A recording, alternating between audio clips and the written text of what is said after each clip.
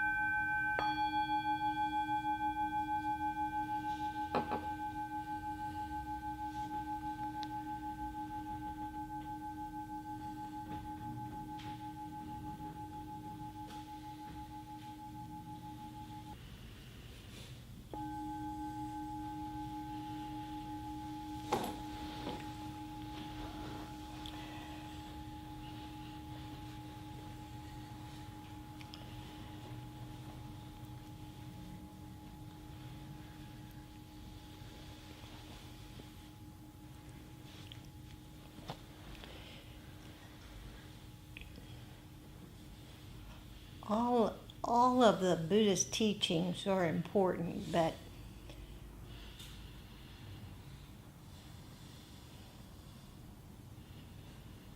they're not all necessary they're not necessary, all of them to be known in order to practice. But in my own practice, if there's a group of teachings that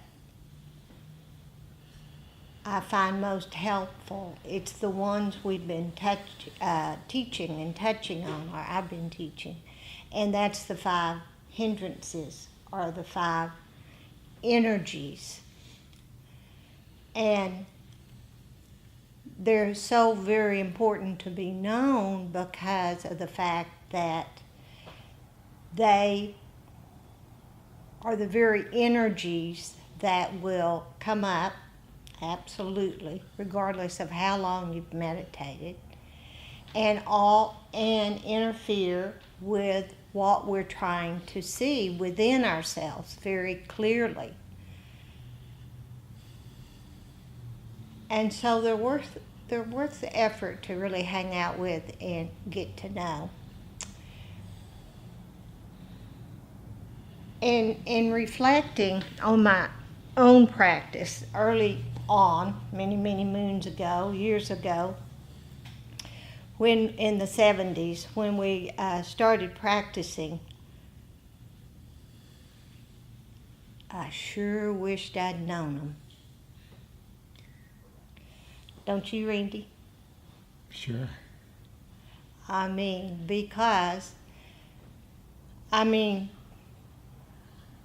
In the 70s, our teachers had just come from Asia, and so none of the facilities or retreat centers had been set up.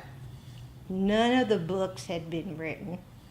So we would go to remote areas in the mountain, which is not all bad, but wasn't all that conducive to meditation. And meditate. And one of the hardest there's lots of hard parts, was that, of course, there are no bathrooms, electricity, you slept in your tent, Randy snores, and all kinds of issues of just being camping, but also the delights that come with camping also. And of course, in the 70s, personal computers were just beginning to become something we all had in our homes. So they were quite stringent, as I recall, as I remember, because we'd wake up real early, 4:35 sometimes, And we would sit 45-minute sessions and walk 45 minutes. And the teachers, or Jack and Joseph, Sharon, all of the teachers were absolutely wonderful and so kind. But they really wanted you to spend your time wisely. And so they encouraged you to do all the sessions. And so that would happen early in the morning to late at night. And even the last sit, sometimes the teacher would say, you know, if you're so inclined, meditate all night. So the hindrances were there. These energies were there. But I'm not too sure they were known. And so some of us were overachievers, and so there was a lot of suffering because I was going to do the sitting. I was going to do the walking. I was going to become enlightened and grow my wings and my halo. So, what's the moral of this story? Well, without knowledge of these hindrances or energies,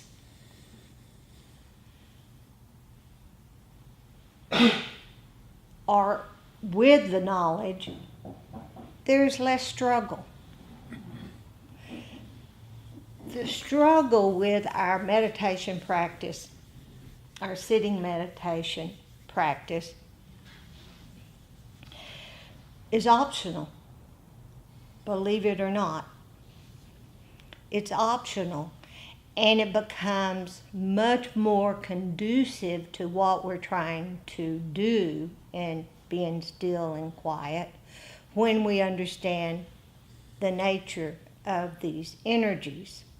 And remember, all we're trying to do is see directly, experientially, what's going on inside. It's not holy, you know. It's just what is happening within me. And with that knowledge, what happens is we begin to see quite clearly who's causing us all the suffering. And it's not them. And we begin to see that for ourselves, where we're causing our own suffering. So we learn to shift, and these hindrances enable us to do a bit from being so intense, struggling, to a lot of relaxation. Oh, craving. I know you. I've seen you before. What am I craving? Is the first hindrance. What am I craving in this sitting? Well, I want it to be peaceful. I want it to be nice. I want it to be as heavenly as it was 2 sits ago. Well, as you all well know, that doesn't happen. So the craving comes in. We sit with what is given us by nature, and we don't want it. We want it to be other. So we cling in that. We cling. We want this. Well, of course, being calm and peaceful, yes, that is. But that's not the path to complete happiness and freedom. Because we have to allow ourselves to embrace it all of life, the good, the bad, and the ugly. And it is through that path, I should do this. I don't know, should I do this or should I do that? It is through that path that we touch more freedom and more peace. So sitting all day, needless to say, when I was quite a bit younger, my body was not used to being still and quiet. So guess what it wanted to do? It wanted to sleep because that's what it was conditioned to do. It's the only time I was still and quiet. It's when I laid in bed. And so I dealt with this sleepiness and sleepiness. Oh, if only I could lay down. Oh, only I could. And so aversion would rise up and say, he's not going to ever ring that bell. I know he's not going to ever, and I'm not going to ever get to. So that's the second hindrance. Right? That's the second hindrance, thank you. So that avoidance, that aversion rises in our practice and causes us a lot of suffering and struggle. And so the third one is the one that I want to talk a little bit more about tonight. That is one we kind of joke about, but it is so important, is sloth and torpor. Those are funny. Tell us the other two. Okay, and the other two, thank you, Randy. The other two is restlessness and then doubt. But what happens with sloth and torpor, sloth and torpor is just the losing the vitality or not having the vitality in the body, in torpor, in the mind, to stay alert so we can clearly see what's happening. But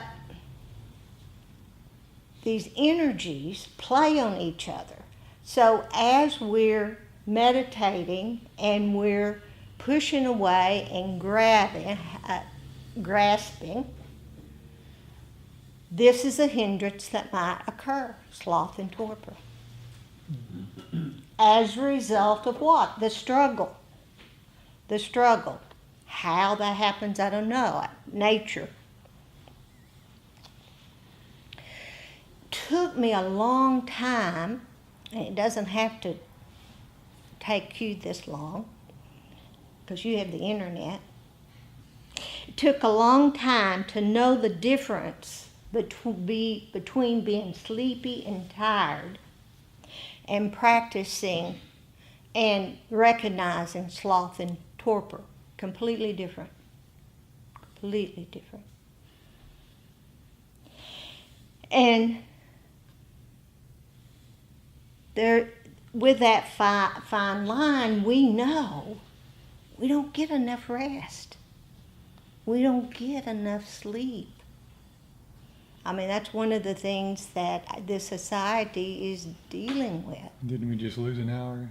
I think we just lost an hour. So,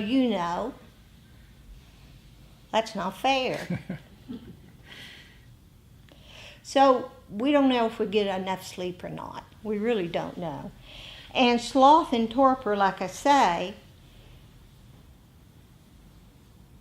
interferes in our clarity because we're not alert. Physically, we're drained, we feel drained, and mentally, we feel weary. And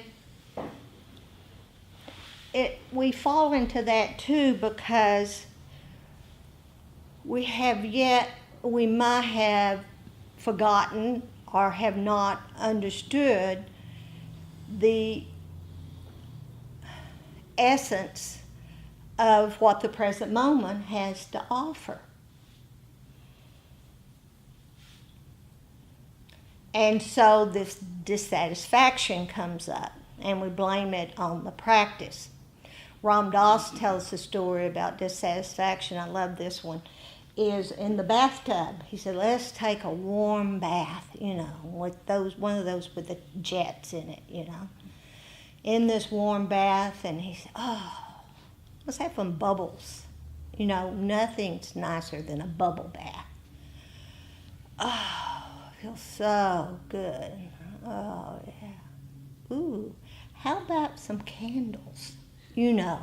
Lighting. That kind of lighting that only candles can give us, ambiance. Oh, we got that. How about music? How about music? That's right. Why didn't I think of that? How about a little bit of music? How about someone in the tub with me? That. He got my punchline. That's not fair. I was going to say wine. Then I was going to say somebody in the bathtub with us. Never enough. So, we cannot saturate an unsaturated mind. It just doesn't happen. So just, give that up right now. It's not going to happen. So we're wanting and not wanting all the time. And some of them are these mind energies, sometimes they're very subtle, but sometimes they're not so subtle. But they need to be understood. And they're part of nature, so they're not our enemies. They are just energies that will arise quite naturally. And we look at them very closely when we're sitting. And they'll pass away. And they will definitely pass away. And that's their nature, as all phenomena will. As we begin to see all phenomena of life arises and passes away. So with that deep wisdom of just that part, arising and falling away, what happens is quite naturally it loosens us from identifying with these energies that are just energies that have natures of their own. So let's talk some more about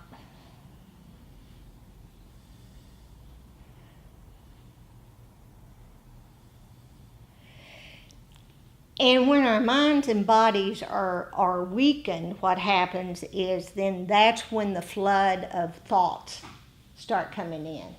And as we start having dialogue with ourselves, we generate these thoughts of discouragement and frustration, wanting to give up, hopelessness, resistance. And so there goes our practice.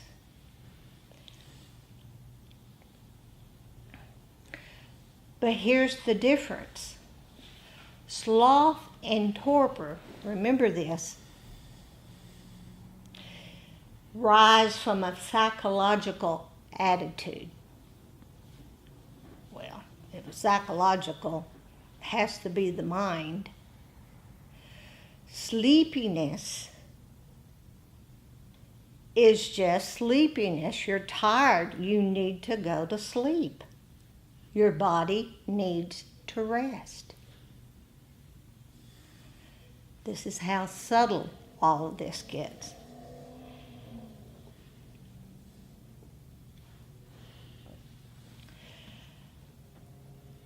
So when these energies start coming up,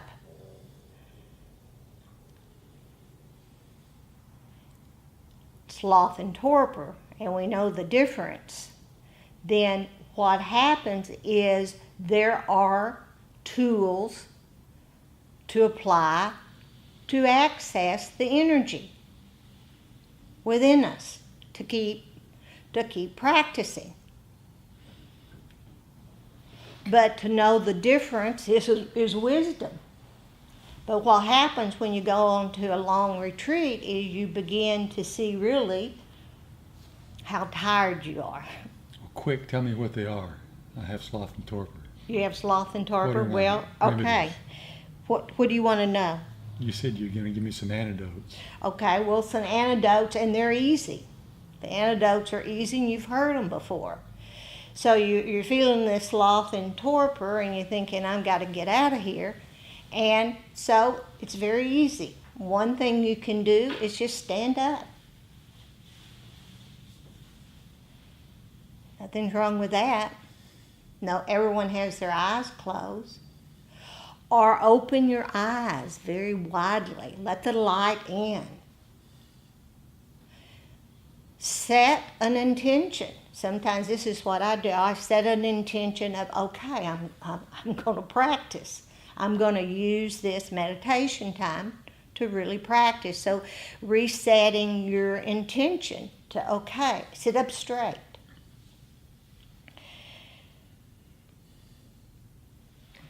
I love it when somebody in the retreat asks the teacher, well, I'm bored. I'm bored. And the teachers always have the same answer. There's no such thing. And if we are paying attention, there certainly is no boredom.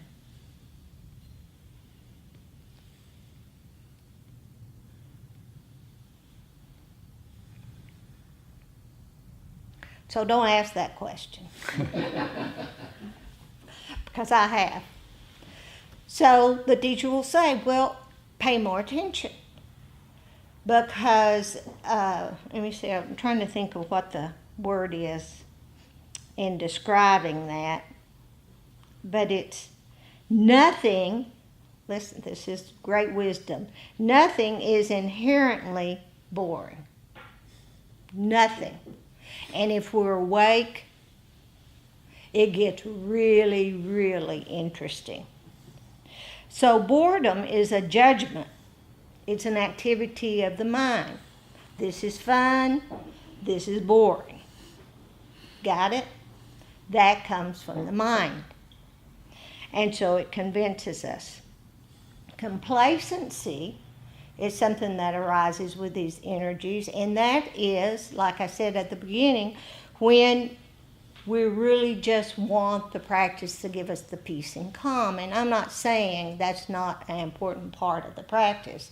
I'm just saying it's easy to get stuck there, but it's not the path to complete freedom from suffering.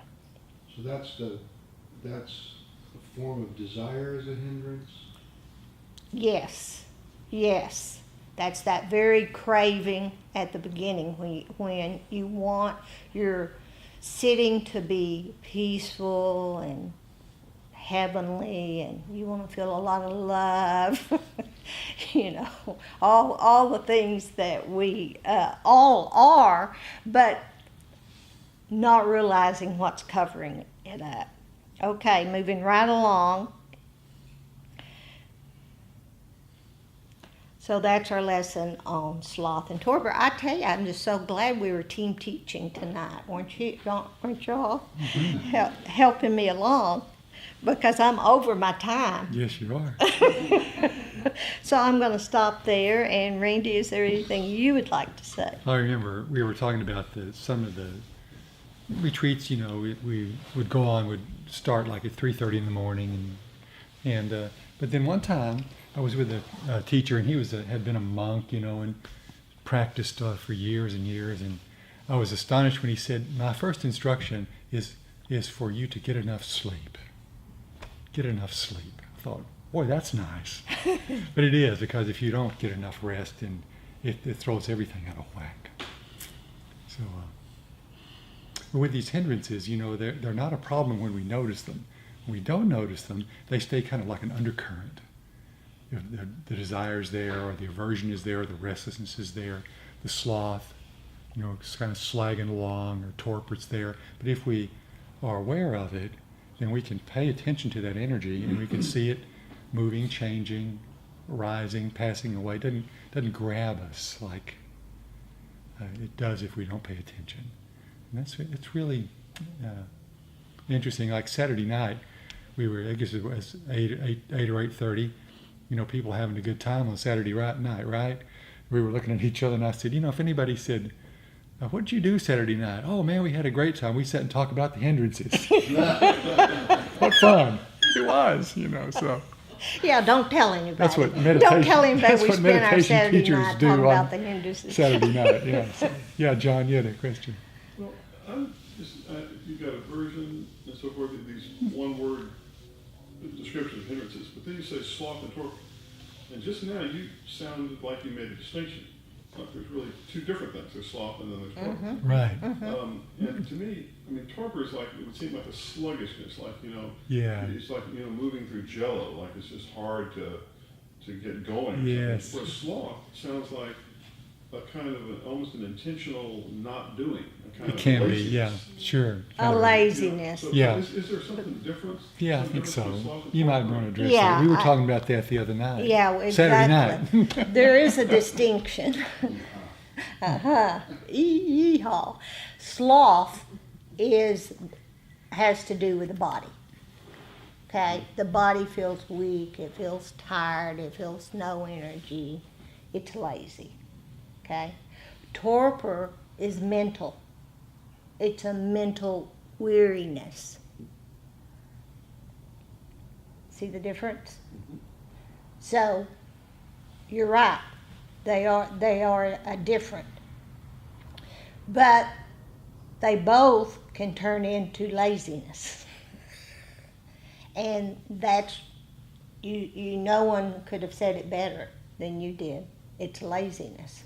And we all experience that. And that's okay.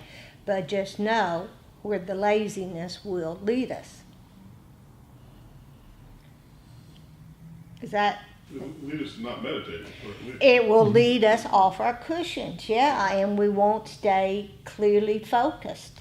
And that's why these are so important to the sitting meditation, just because of that. Sloth and torpor seem to be kind of the key that opens the door to all the other hindrances. In what Because way? in other words, your guard comes down, and in that gap flows in aversion and wanting and the doubt and the restlessness, to want to move. But it seems like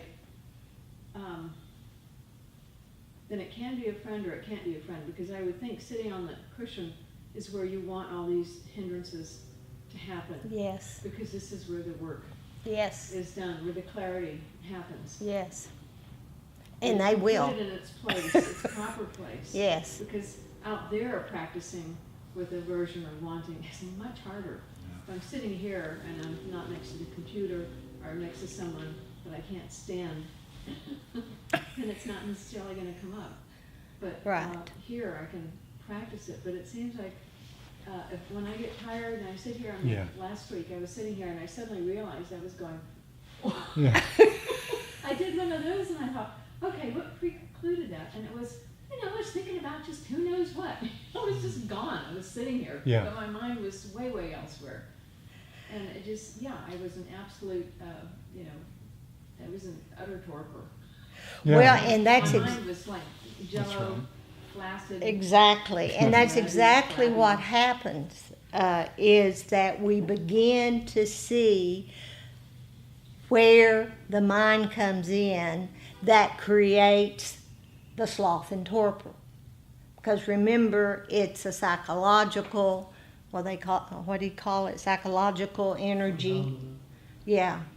So we're causing our own suffering.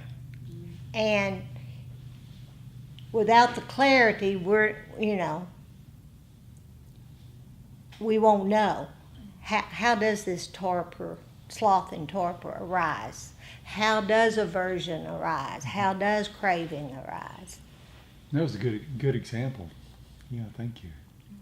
And even, sometimes like Anita was saying, if we can get up enough energy to stand up, Yeah. in a while, or walk longer or something, so For me, it helps just to open my eyes. open your eyes, let Just open my eyes. let light And in. It just kinda. sort of focuses me and brings me back here. Yes. To wherever the hell I was in here. Yeah. Now, another antidote, believe it or not, is concentration. So you can sometimes focus a little bit more on the breath, the sensation of the breath. Be very mindful of each sensation of in and out, rising, falling. Sometimes that concentration wakes up a mind that's a little bit drifting off and a little bit lazy. Hearing. Mm. Hearing. Hearing or count, yeah, And some sirens. yeah, or counting the breath. Yes, Paul. And I just wanted to, and it happened a lot of years ago, but one of the teachers said, the difference between being sleepy and being torporous in your sit is if the bell rings and all of a sudden you're not sleepy anymore. Yes.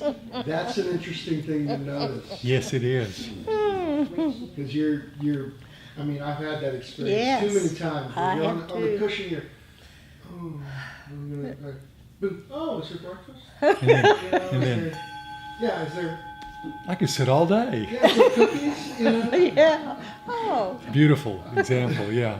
That's happened to me a few times. It's funny, in the resources, teachers that I hang out with, they remind us that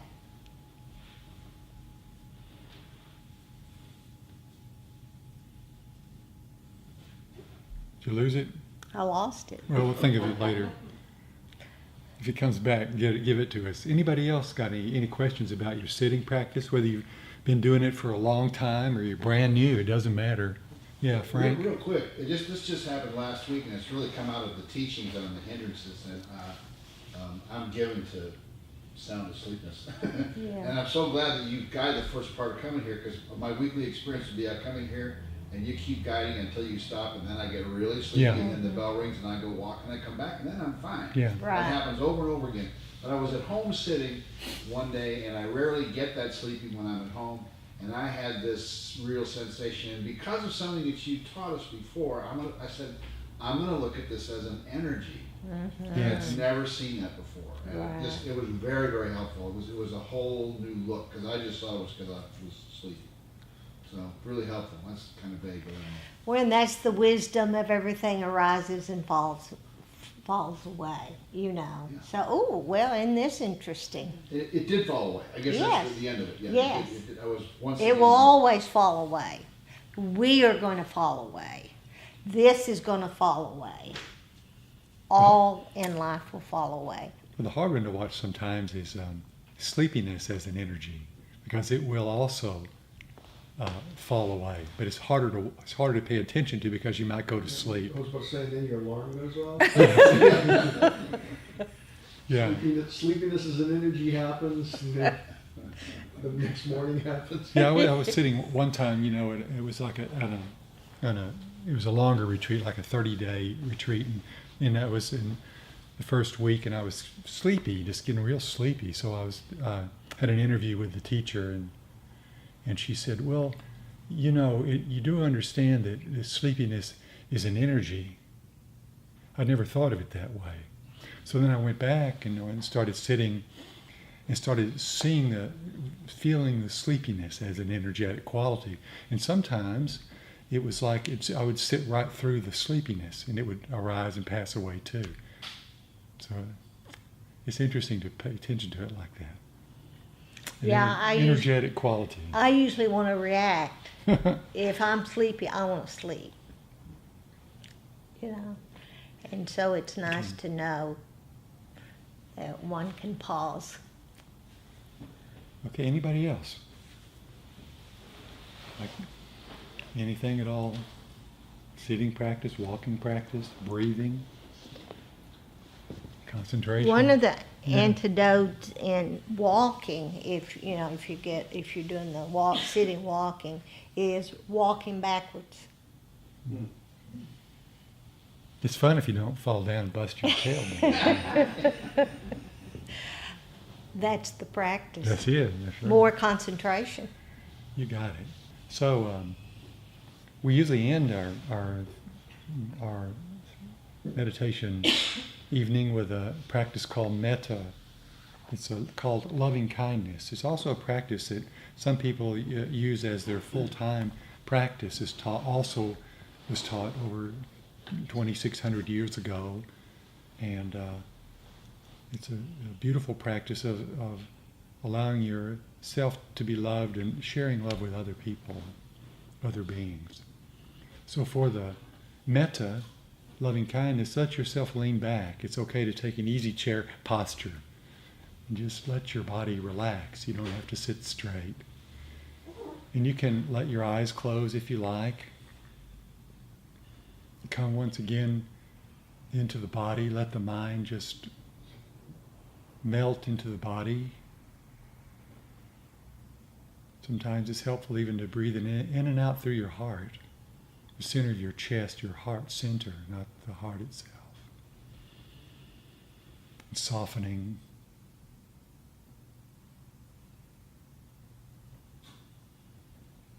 And there are phrases that I'll say, and you can say them to yourself. Repeat them after I do, if you like. And as you repeat them, feel like you are on a cliff, and the phrase is echoing through a canyon, and coming back, and the vibrations are just engulfing your whole body.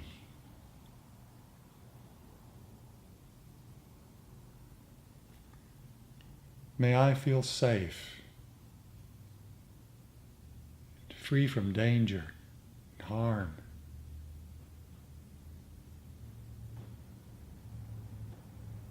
May I feel happy and content.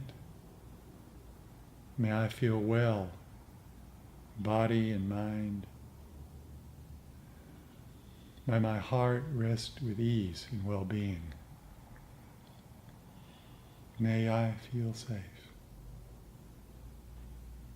May I feel happy. May I feel well. May my heart rest with ease and well-being.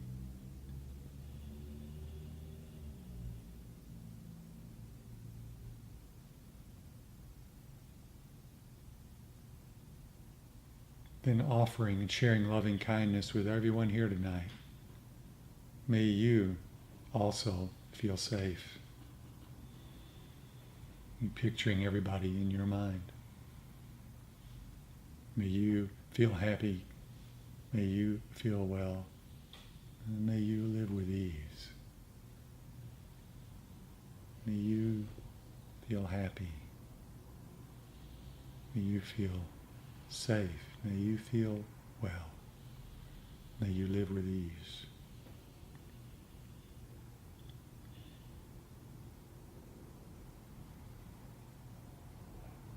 Let the boundless heart now open so that all beings are included in your loving kindness. All friends and family, maybe pets, people you don't know maybe so well.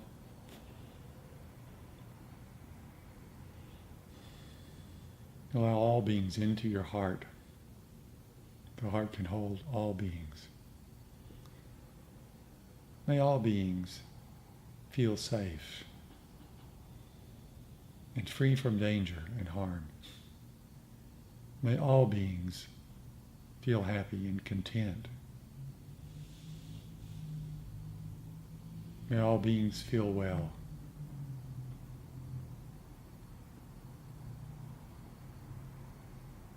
May all beings rest with ease.